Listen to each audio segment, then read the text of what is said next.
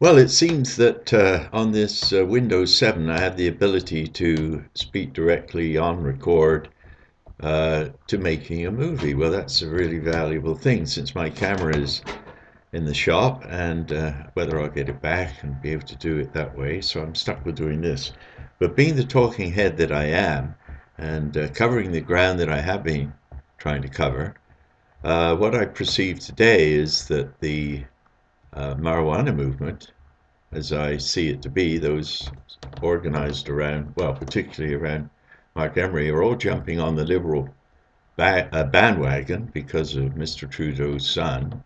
And most of them, I suppose, are too young to remember that the slavery that was brought to Canadians who had largely worked themselves through a war, out of a war, built the St. Lawrence Seaway, uh, brought in some decent legislation for social well-being, was totally undermined because too many people, young people, were beginning to smoke marijuana.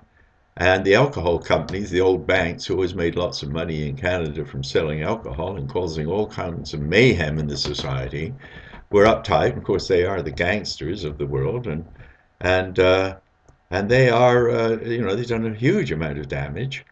And now they want people to, by getting rid of this well, I won't call him a lunatic, that might be something. But anyway, our current Prime Minister, who really has lost such touch with the interests of Canadians and is only serving the interests of, well, these psychopath seems people, banksters, who simply are counting numbers and not wanting to only shear the sheep, but to skin them as well. And I think the Canadian people have had quite enough of this. When I say that, the Canadian people, I think I know now a broad spectrum of Canadian people, both those people who found their ideal in the country, growing their gardens and letting the world fly by, even those people who have career opportunities that now are being taken away from them more and more and more as more and more of the interesting work is being handed out. Well, Canada is ripe for the leisure state.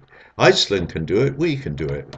If we get rid of more of this talk about getting rid of Harper simply to get rid of one lunatic, dare I say, I'm not sure I can say that. I apologize, Mr. Harper, you're not a lunatic. It's just that you're very out of touch with, I think, the world as it appears to me to be from the point of view of the common man in this country. You just do not understand where the real need for government is, and your lunatic behavior is just outrageous. Because what are you doing really?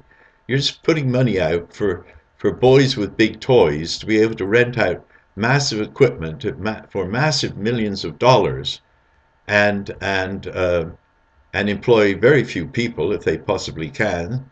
So the only people to get rich are the banks because it goes directly through the a rental of this equipment at enormous prices, millions of dollars, and goes straight back to the bank where the interest, of course, is just added to the general interest, which is coming in through these loans, which will be made over the years, which put people into debt.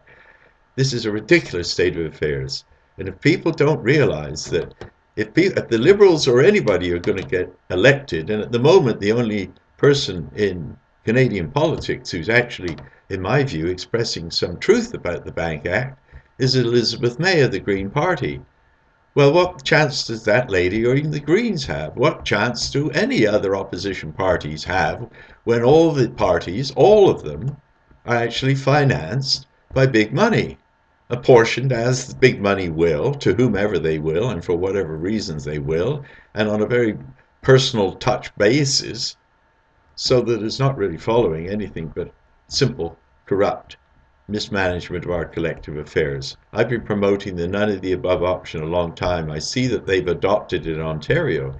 What I'm interested to know is what will they do when people finally get on the bandwagon and say, yes, adversarial political partyship, parties and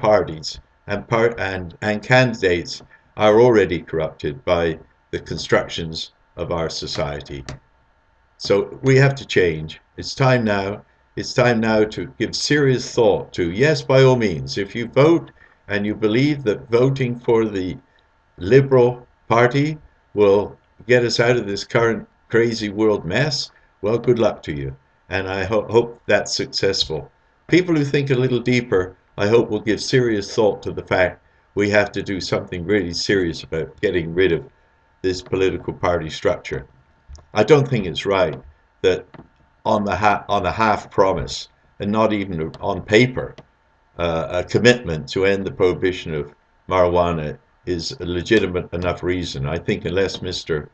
Trudeau, the junior, is prepared to make that not merely a promise, but an undertaking, a covenant, a contract, that the end of this prohibition will not take us into any more legalization, which is more room to feed the paper tigers. It's time for people to come out from those bureaucracies. It's time for people to enjoy their families and their leisure lives and their creative abilities. It's time to free Canadian slaves from the chains that they've been rendered into by the previous Trudeau and that Liberal cabinet. Don't forget that. Don't forget that.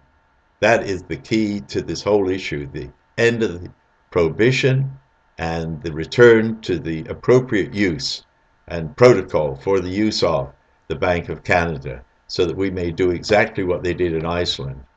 And I don't think we necessarily have to jail these bankers, but I think they need stern warnings. The forgiveness of debt is well within the reach of the Canadian people.